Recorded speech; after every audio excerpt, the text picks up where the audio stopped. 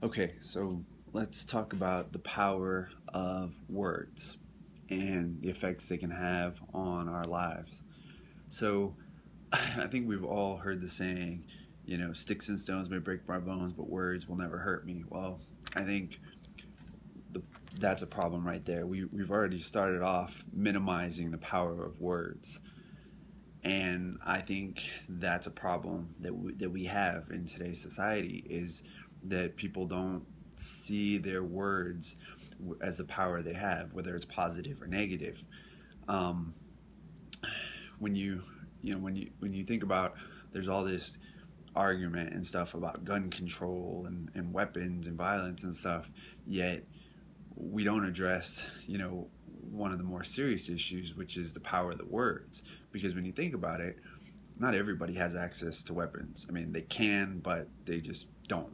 Most people don't all have them. But everybody has the power to speak words of either positive life or negative hurt, pain, suffering, those kind of things. And I think we need to pay more attention to that because that's probably doing more harm than anything. I mean, you hear these cases and stories of kids being bullied in school and people that are, tearing people down to the point of them, being so low and so broken down and hurt that, their lives are destroyed by it, and they're, committing suicide, and they're doing things because somebody's hurt them so badly. And I think, sometimes we don't think about the power that the words that we speak have. And so we may say something in response to somebody, and we never think of the consequences of that, especially when it comes to negative. I think typically we are quick to say negative things without thinking how long term this might affect somebody. And I really think a big part of this for today's society is social media, because if you're like me, you probably have noticed that social media is very negative a lot of the times. A lot of the most popular things on social media, the most popular stories and messages, are negative, and they're tearing people down or making fun of people or laughing at people's misfortune. And I think that's kind of created a culture where we're desensitized to the negativity, and it becomes part of the norm. We don't see it anymore as something wrong or negative.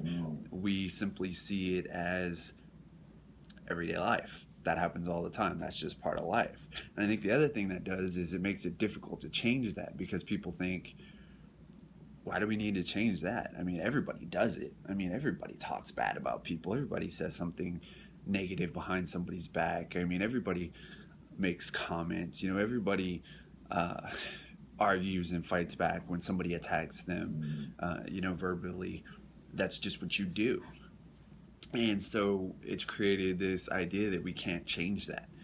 When you tell somebody, well, how could you be more positive? People say, well, you know, I don't know, or people don't respond to it because compliments just aren't given as much.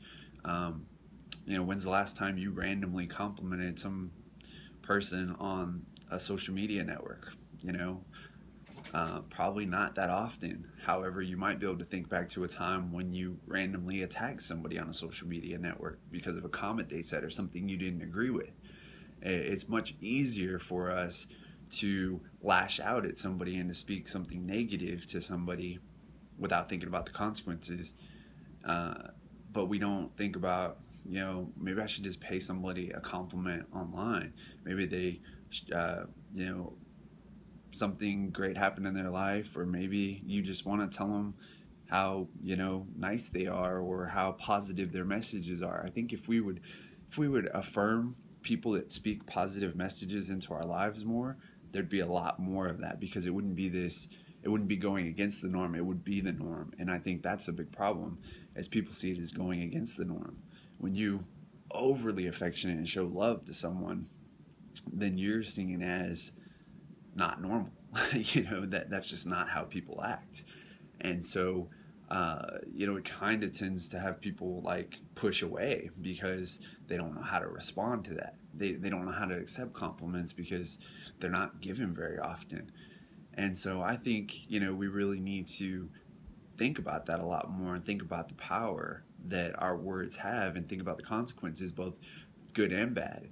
And if we think more about what the right word or positive word can mean in somebody's life. I mean, if you think how easy it is to tear somebody down by speaking something negative into their life, think about how easy it would be to build somebody up by speaking something simple and positive into their life. Why aren't we doing more of that? I mean, it's just as simple, it's just as easy, but it's going to have a better effect. It's going to last longer, and it's going to, lead to them, sharing something positive. Because I feel, it's kind of like kick the dog syndrome, in a way. When somebody lashes out negatively at somebody else, then they're more apt to lash out negatively at somebody else, and it goes down the road. Next thing you know, somebody that has nothing to do with anything is getting the brunt of somebody's anger. Well, why not reverse that trend and do it as a positive trend? I speak something positive into your life that makes you feel good. You feel better about yourself. You see somebody, you speak positive in their life. It trickles down, and maybe there's somebody going through a really, really difficult time, and then that fourth, fifth, sixth, seventh person says something amazing to them, and it just turns their life around. It just gives them, the strength that they needed or something to know that somebody cares. And why don't we have that effect on people? Why don't we make that a trend instead of doing it in the negative? And so, the Bible has a lot to say about the power of our words, and, how we need to be careful with that. And you should check it out. You should really, do some research on that. But I'll just list a couple of the Proverbs that speak about it. And, Proverbs 18:21 says, "Death and life are in the power of the tongue." That's powerful. You can speak death or you can speak life over your own life and over somebody else's life just by the words that you say. Proverbs 12:18. "The tongue of the wise is health." You know, right there, you're speaking positive messages, good things, good advice. It heals people. It heals yourself. It's good. It feels good. We're meant to do that. Proverbs 15:4. "A wholesome tongue is a tree of life, but perverseness therein is a breach in the spirit." Again, positive, wholesome, good messages, life, life. We're supposed to be living an abundant life. You need to do that by speaking positive messages into people's life, into your own life. You need to have more self-confidence and self-worth about who you are. You need to stop listening to all these people out there that are speaking negatively over you, whether it's in your school, whether it's coworkers, whether it's family.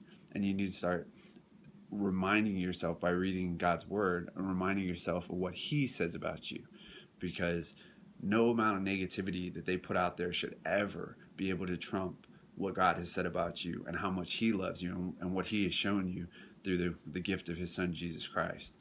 And I think we need to keep that at the forefront of our lives so that all this negativity that the world is throwing at us will not defeat us, because it's all over the place. And we got to make a change. And I think the change starts with you, and it starts with me, and it starts today. And so I'm going to do something that's not very common on social media right now. And I'm going to take this last couple of minutes or 30 seconds, and I'm going to speak some positive things over your life. And I hope you take these to heart. I think you would feel better. Your day might get a little brighter, and it might just remind you that there's more to you than maybe even you see. So here you go. You are loved, and you have purpose. You're important. You're special. You're a wonderful person. You're talented. You're beautiful. You were created in God's image. Don't ever forget that. You were created in God's image. You are a child of the King. That makes you royalty. Start living that way. And all in all, you are exactly who God created you to be. Don't let anyone tell you that you need to be anything different. I love you guys. God bless. Share this with anyone you think needs to be lifted up and have some positivity in their life. Let's start a new trend, a trend of love. Thanks, guys.